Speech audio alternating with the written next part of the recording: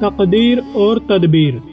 ایک دن حضرت سلیمان علیہ السلام کے دربار میں انسانوں اور جناتوں کے درمیان تقدیر اور تدبیر کے اثرات کی بحث چل پڑی۔ جنوں کے پاس بھی مضبوط دلائل تھے کہ اچھی اور مضبوط تدابیر سے تقدیر بدلی جا سکتی ہے، جبکہ کچھ انسانوں کی طرف سے بھی تقدیر کے اٹل ہونے پر مضبوط دلائل تھے۔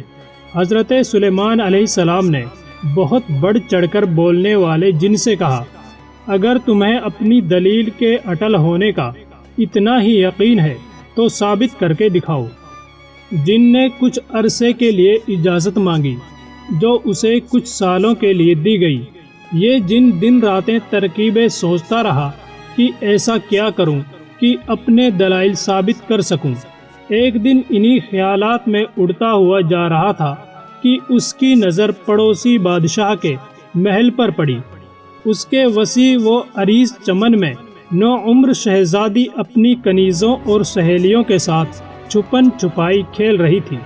وہ اپنی سہیلیوں سے چھپنے کے لیے ایک الگ تھلگ درخت کے پیچھے چھپی ہوئی تھی کہ اس جن نے شہزادی کو فوراً غائب حالت میں ہو کر ایک رومال میں دوا سنگا کر بے ہوش کیا اور لے کر اڑ چلا۔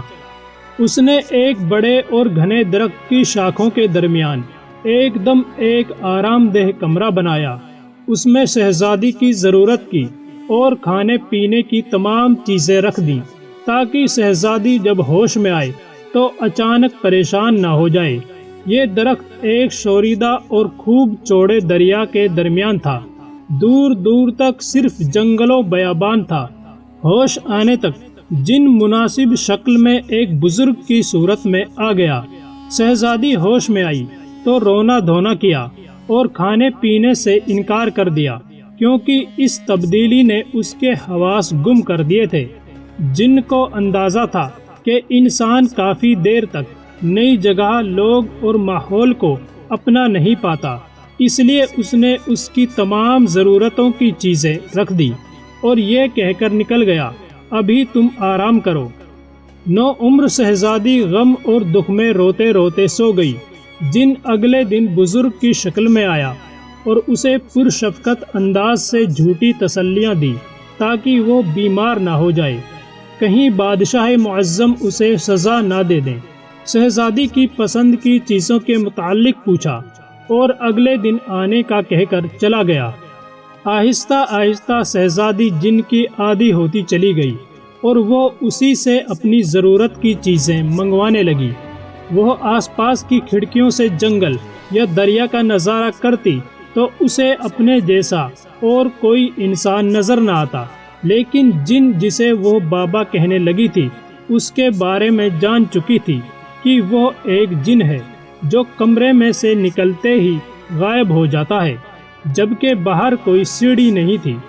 وقت گزرتا گیا اور شہزادی نوعمری کے دور سے نوجوانی میں داخل ہو گئی۔ جن کے آنے کے دورانیے میں لمبا وقفہ آنے لگا، کیونکہ اب وہ مطمئن تھا کہ اب شہزادی کو پیش کرنے کا وقت آنے والا ہے اور وہ بادشاہ معظم حضرت سلیمان علیہ السلام کے سامنے اپنی شرط جیت جائے گا۔ ایک دن طوفان کے آثار تھے، دن میں بھی رات چھا گئی تھی۔ شہزادی نے ایسی طوفانی کیفیت پہلی مرتبہ دیکھی تھی۔ ڈر اور خوف سے اس کا برا حال ہو گیا۔ کافی دیر گزر گئی کہ اس دوران اسے دروازے پر دستک سنائی دی۔ ایسا پہلی مرتبہ ہوا تھا کہ کسی نے دستک دی ہو، ورنہ جن تو خود بخود اندر آ موجود ہوتا تھا۔ شہزادی نے خوف و دہشت سے پوچھا، کون؟ تو اسے گھبرائی ہوئی آواز سنائی دی، ہمیں کچھ دیر کے لیے اندر پناہ دو، طوفان گزرنے تک ہم رکنا چاہتے ہیں۔ شہزادی نے دروازہ کھولا تو وہاں دو نوجوان بامشکل ٹہنی پر بیٹھے ہوئے تھے۔ دروازہ کھلتے ہی دونوں جوان اندر داخل ہو گئے۔ شہزادی نے ایک مدت کے بعد اپنے جیسے انسانوں کو دیکھا تو اسے اغوا ہونے سے پہلے کا وقت یاد آ گیا کہ انسان ایسے ہوتے ہیں۔ ان میں سے ایک نوجوان اچھے حلیے میں اور دوسرا انتہائی غریبانہ حلیے میں تھا۔ شہزادی نے امیر نوجوان کو جو کافی زخمی تھا، اس کو اپنے پاس موجود مختلف دوائیاں دی تو غریب آدمی نے اپنے ساتھی کی مرہم پٹی کی، کچھ کھانا کھایا اور آرام کرنے لگے۔ دونوں جوان حیران تھے کہ اکیلی لڑکی کیسے اور کیوں کر یہاں اکیلے رہ رہی ہے، لیکن انہیں فی الحال طوفان سے پناہ مل گئی تھی۔ شہزادی نے اگلے دن ہی بتا دیا کہ میں ایک جن کی قید میں ہوں اور مجھے نہیں معلوم کتنا عرصہ گزر گیا، بس میں اس وقت اتنی سی تھی۔ شہزادی نے ہاتھ سے اشارہ کر کے بتایا تو نوجوان کو اندازہ ہوا کہ وہ اس وقت 7-8 سال کی ہوگی اور اب ان کے اندازے سے 12 سال گزر چکے ہیں۔ شہزادی جن کے آنے کے خوف سے انہیں جانے کا کہتی رہی، لیکن غریب لڑکے نے بتایا کہ یہ ایک ملک کا شہزادہ ہے اور میں اس کشتی کا ملا ہوں جس پر سوار ہو کر شہزادے ساتھیوں کے ساتھ مچھلیوں کے شکار کے لیے نکلے تھے۔ تبھی اس طوفان نے کشتی بری طرح تباہ کر دی۔ باقیوں کا کیا بنا، صرف ہم دونوں ایک تختے سے چمٹ کر اس درخت کی لمبی شاخوں سے اٹک گئے۔ چڑھتی طوفانی لہروں سے بچنے کے لیے درخت پر چڑھے تو کمرہ دیکھ کر حیرت بھی ہوئی اور بچنے کی امید بھی، لیکن یہاں تو ایک اور ہی ماجرا نظر آ گیا ہے۔ شہزادے نے کچھ بہتر ہونے تک ٹھہرنے کی اجازت چاہی۔ شہزادی نے بتایا کہ جن انہیں زندہ نہیں چھوڑے گا۔ حیرت انگیز طور پر جن کے آنے کا وقفہ لمبا ہوا اور اس دوران شہزادہ بہتر ہو گیا، اور وہی ہوا جو تقدیر نے رنگ دکھانا ہوتا ہے کہ شہزادی اور شہزادے کی آپس میں دلچسپی دیکھ کر سادہ دل ملح نے کہا، جناب عالی، میں آپ دونوں کا نکاح کر دیتا ہوں، کیونکہ آپ کا یہاں اس طرح اکیلا رہنا ٹھیک نہیں، اور اس کے بعد میں جلد شہر تک پہنچ کر آپ کے لیے مدد لے کر آؤں گا۔ طوفان کی وجہ سے لاتعداد تختے نیچے موجود ہیں، میں کسی طرح پہنچ جاؤں گا۔ یہ ساری بحث سن کر شہزادی اور شہزادہ راضی ہو گئے اور ملح نے ان کا نکاح پڑھایا اور اجازت لے کر چلا گیا۔ چند دن گزرنے کے بعد جن آ گیا۔ شہزادی نے شہزادے کو کسی طرح ایسے چھپایا کہ جن کو شک نہ ہوا۔ جن نے آتے ہی نئے انسان کی بو کا ذکر کیا۔ شہزادی نے کہا، خود سوچو یہاں کوئی کیسے آ سکتا ہے؟ دریا کے درمیان ایک اکیلا درخت، اور ابھی حال ہی میں اس قدر بڑا طوفان گزرا تھا کہ اس کی بو سے تم پریشان ہو رہے ہو۔ جن کچھ مطمئن کچھ غیر مطمئن ہوا اور شہزادی تک کھانے پینے کی چیزیں پہنچا کر یہ کہتا ہوا واپس چلا گیا کہ آج کل دربار میں میری ذمہ داریوں میں اضافہ ہو گیا ہے، اس لیے میرے آنے کا وقفہ لمبا ہوگا۔ شہزادی مطمئن ہو گئی۔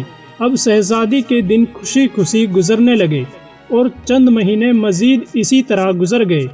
شہزادے کی بہتر صحت کے بعد ضد تھی کہ ہم دونوں فرار ہو جائیں، لیکن شہزادی جانتی تھی کہ جن ہر جگہ سے اسے تلاش کر لے گا اور شہزادے کو نقصان پہنچ جائے گا۔ شہزادے کو ملح پر بھی حیرت تھی کہ وہ آج سے کئی مہینوں پہلے مدد لینے گیا تھا اور ابھی تک واپس نہیں پلٹا۔ اب شہزادی ماں بننے والی تھی۔ شہزادہ سخت پریشان تھا کہ وہ اکیلے سب کچھ کیسے سنبھال سکے گا کہ شہزادی کو جن کے آنے کا احساس ہوا، جو اتنی مدت کے بعد اسے اندازہ ہو جاتا تھا۔ شہزادہ فوراً چھپ گیا اور جن نے شہزادی سے آ کر کہا، تیار رہنا، میں تمہیں اس کمرے سمیت اٹھا کر آج بادشاہ سلامت کے حضور پیش کرنے جا رہا ہوں۔ یہ ایک شرط تھی جو میں نے جیتنی تھی اور اب میں جیت گیا ہوں۔ اب تمہیں شاہی دربار میں لے جانے آیا ہوں۔ شہزادی حیران و پریشان تھی کیونکہ اس کے بچے کی پیدائش کا وقت قریب تھا۔ جن نے ایک نعرہ بلند کیا اور کمرہ ہاتھوں میں اٹھا کر پرواز شروع کر دی۔